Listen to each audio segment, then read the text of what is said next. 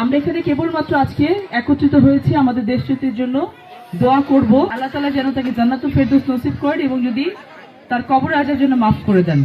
তিনি আমাদের জন্য অনেক উন্নয়ন করার চেষ্টা করেছেন আর অনেক কাজ বাকি রয়ে গেছে বাংলাদেশের জন্য।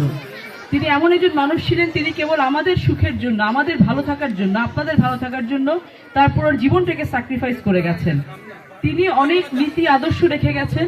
তো আমরা চাই তার যত কিছু ভালো কিছু তিনি রেখে গেছেন আমাদের জন্য, এই দলকে সাথে করে নিয়ে আমরা এই ভালো কাজগুলো সম্পন্ন করব এবং এই ভালো কাজগুলো সম্পন্ন করার জন্য তার নীতি আদর্শকে মেনে দলকে সামনে থেকে এগিয়ে নিয়ে যাওয়ার জন্য আপনারা যারা সামনে বসে আছেন, আপনাদের প্রত্যেকের সহযোগিতা আমাদের খুব প্রয়োজন। আপনারাই পারেন আমাদের শহীদ প্রেসিডেন্ট জিয়াউর রহমান, দেশনেত্রী বেগম খালেদা জিয়া এবং তাদের রেখে যাওয়া অত্যন্ত সুযোগ্য একজন সন্তান আমাদের চেয়ারম্যান তারেক রহমানের নীতি আদর্শকে মনে প্রাণে ধারণ করে তাদের দেখানো পথে যেন আমরা দেশটাকে পরিচালিত করতে পারি, সেই কাজগুলো আপনাদের মাধ্যমে করা সম্ভব। আপনারা যদি সহযোগিতা করেন, আপনারা যদি একতাবদ্ধ থাকেন, হিংসা বিদ্বেষের উপরে উঠে গিয়ে যদি আমরা সকলে মিলেমিশে কাজ করতে পারি, তাহলে কিন্তু অনেক কিছু করা সম্ভব। আমাদের এই পৌরসভাতে অনেক ধরনের সমস্যা আছে। একটা পৌরসভার অনেক ধরনের ফ্যাসিলিটিস থাকে, অনেক ধরনের সুযোগ সুবিধা থাকে, নাগরিক সুবিধা থাকে, যেগুলো আসলে আমাদের গোপালপুর পৌরসভাতে নেই। এই পৌরসভাতে এই সমস্যার সাথে সাথে দেখা অদেখা যত ধরনের বাধা আছে, আল্লাহ তাআলা যেন সেই বাধা দূর করে দেন এবং আমাদেরকে আল্লাহ তাআলা যেন সেই মানসিকতা দেন, সেই স্যাক্রিফাইস করার মানসিকতা দেন, সেই ধৈর্য দেন, সেই মনোবল দেন, যেটা দিয়ে আমরা আমাদের দেশনেত্রী বেগম খালেদা জিয়া এবং আমাদের রাষ্ট্রপতি শহীদ প্রেসিডেন্ট জিয়াউর রহমানের যে আদর্শ নীতি, সেটাকে হৃদয়ে ধারণ করে আমরা যেন পথ চলতে পারি।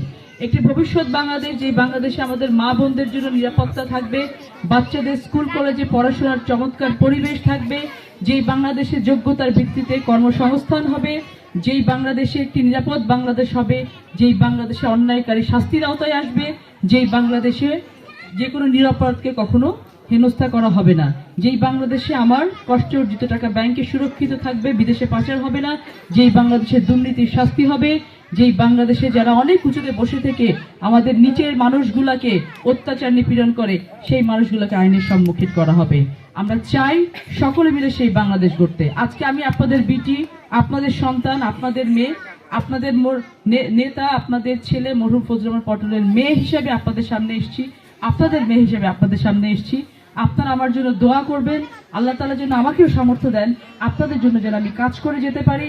আল্লাহ তাআলা যেন আমাকে সেই মানসিকতা দেন, সকলকে নিয়ে ধর্ম বর্ণ সকল কিছুর ঊর্ধ্বে উঠে গিয়ে মিলেমিশে আমরা এমন একটি গোপালপুর পৌরসভা তৈরি করতে পারি, যে গোপালপুর পৌরসভাতে যেমন সুগার মিলে চিনি উৎপাদন হবে অনেক বেশি, তেমনি আমার যে আখ চাষি বাবা চাচারা আছেন, তাদেরও যেমন আজকে কল বন্ধ থাকার কারণে একটা মানবেতর জীবনযাপন তারা করছেন, তাদের একটা কর্মসংস্থান যেন আমরা করতে পারি।